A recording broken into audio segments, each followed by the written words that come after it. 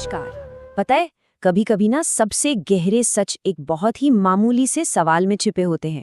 तो आज हम एक प्राचीन ग्रंथ के ठीक पहले सवाल को समझने की कोशिश करेंगे और देखेंगे कि कैसे बस एक सवाल पक्षपात और मोह जैसी एक बहुत बड़ी इंसानी चुनौती को सामने रख देता है।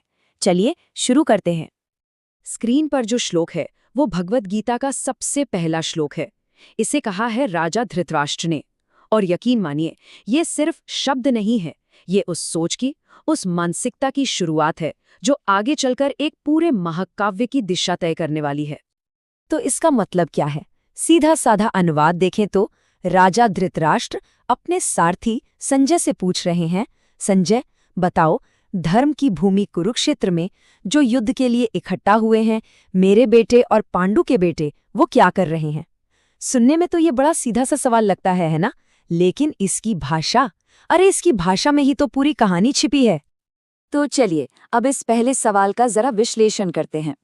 ये सवाल सिर्फ जानकारी हासिल करने के लिए नहीं पूछा गया था, नहीं, ये तो एक खिड़की की तरह है जिसके जरिए हम राजा के मन में, उनके डर में और उनके गहरे पक्षपात में झांक सकते हैं। अच्छा, तो पहले माहौल को समझते हैं कि हो क्या रहा है। जगह है कुरुक्षेत्र का विशाल मैदान। बोलने वाले कौन हैं? हस्तिनापुर के नेत्रहीन राजा धृतराष्ट्र। और वो बात किससे कर रहे हैं? अपने सारथी संजय से, जिनके पास दिव्य दृष्टि है। वो महल में बैठे बैठे ही युद्ध का सारा हाल देख सकते हैं। और माहौल कैसा है? एक महायुद्ध के शुरू होने से ठीक पहले का वो तनाव भरा पल। अब आते हैं विश्लेषण के बिल्कुल केंद्र में, और ये बहुत दिलचस्प है। हम देखेंगे कि कैसे सिर्फ एक शब्द, जी हाँ, सिर्फ एक शब्द ये जाहिर कर देता है कि राजा का दिल कितना बटा हुआ था, उनका नजरिया कितना पक्षपाती था। यहाँ पर जरा शब्दों के चुनाव पर गौर कीजिए। राजा अपने बेटों के लिए क्या कहते हैं? मामकाह, मतलब मेरे लोग, मेरे बेटे। लेकिन अपने ही भतीजों पांडवों के लिए, उनके लिए वो कहते हैं पांडवाह, मतलब पांडु के पुत्र। देखा, एक शब्द में ही उन्होंने पराया कर दिया, मेरे और वो।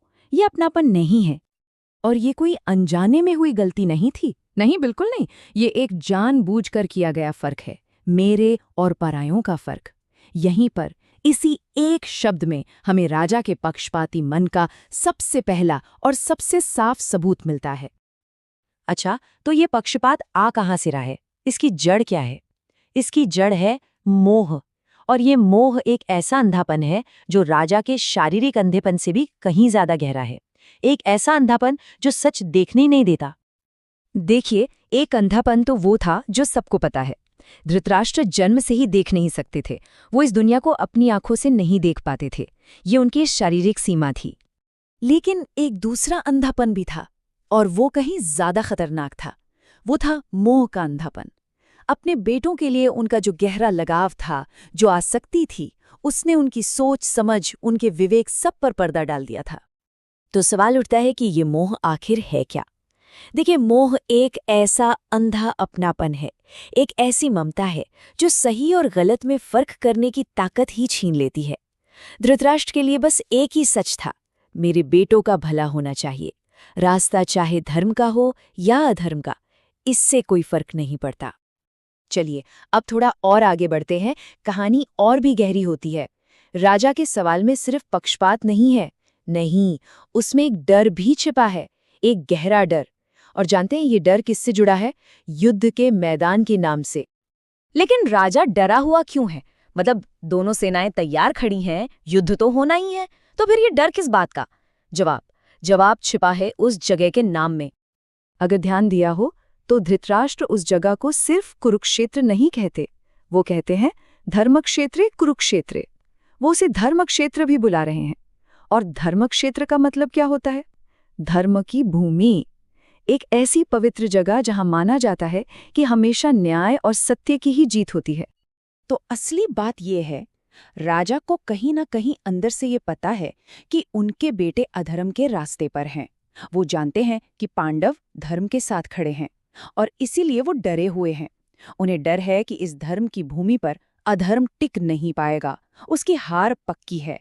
तो उनका सवाल सिर्फ एक सवाल नहीं, एक चिंता है, कहीं इस पवित्र भूमि का असर मेरे बेटों के खिलाफ तो नहीं हो जाएगा। तो इस पूरी कहानी से, इस प्राचीन दुविधा से आज हम क्या सीख सकते हैं? क्योंकि ये सिर्फ एक राजा की कहानी नहीं है, ये तो हम सब के अपने जीवन के संघर्षों का एक आईना है। सबसे बड़ी सीख ये है, जिस पल हमारे मन में मेरा बनाम तुम्हारा की सोच आ जाती है, उसी पल सच की पहली बलि चढ़ जाती है। हमारा लगाव, हमारा पक्षपात हमें सच से कोसों दूर ले जाता है। तो इसे अपने जीवन में कैसे उतारे? बहुत आसान है। पहला कदम, अपने अंदर के लगाव और पक्षपात को पहचानिए। देखिए कि हम कहाँ-कहाँ मेरा तेरा करते हैं। दूसरा कदम, ये समझिए कि ये सोच हमारे फैसले लेने की ताकत को कैसे कमजोर करती है। तीसरा, फिर चाहे कुछ भी हो, हमेशा सही के साथ यानी धर्म के साथ खड़े होने की हिम्मत दिखाइए, क्योंकि याद रखिए, आखिर में असली और टिकने वाली जीत हमेशा धर्म की ही होती है। तो आज की बात यहीं खत्म करते हैं, लेकिन एक सवाल के साथ। हम सबके जीवन में कभी ना कभी एक ऐसा मोड़ आता है जो हमारे लिए कुरुक्षेत्र बन जाता है। एक ऐसा मोड़ जहां एक तरफ हमारा मोह होता है और दूसरी तरफ धर्म। सोचने वाली बात यह है कि हमारी जिंदगी का वो कुरुक्षेत्र क्या है और वहां हमें कौन सा चुनाव करना है।